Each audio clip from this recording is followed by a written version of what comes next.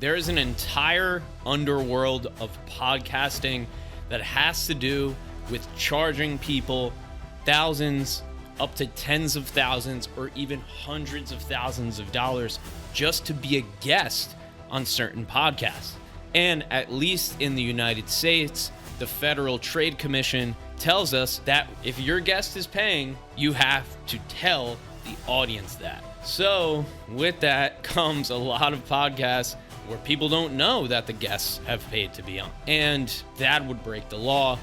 Today, I'm not talking about the law, but these are just some of the controversial areas we get into when we start talking about charging your guests on your podcast. So if you're curious about how that works, this is it. Here's the thing. So after you interview 100 people that nobody really knows, then that's all those interviews are worth, right? So if it might be, the max might be 100 views or 500 views, right? And that's great, but you're showcasing other people. So what I would say is, as long as you showcasing other people benefits you and your bottom line and your business, then I'm all for it. I just have seen this over the years.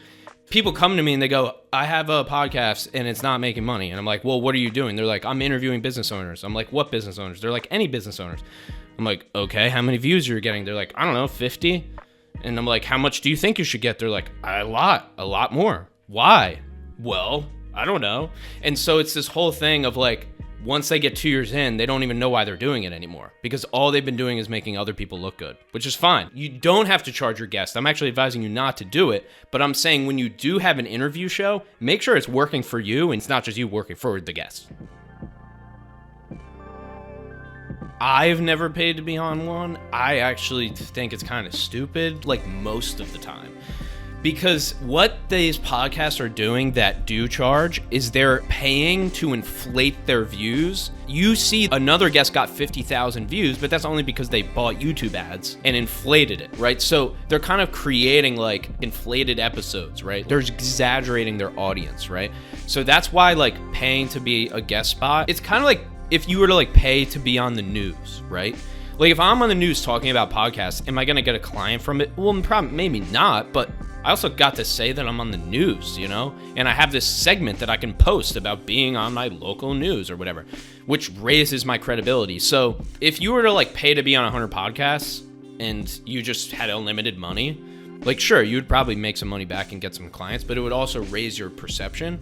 So that's the side of like, if you were to do it. Now the podcast side is, there's a couple things, but the one thing that these podcasts do, they're saying, yes, you do get access to our audience. But here's the interesting thing.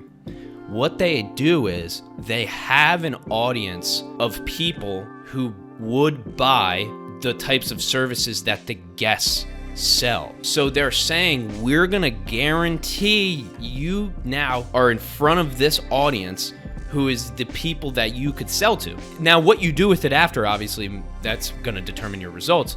But there is a world where it does make a lot of sense, because you're getting in front of this audience of people where you could go and set up maybe 10 deals after that.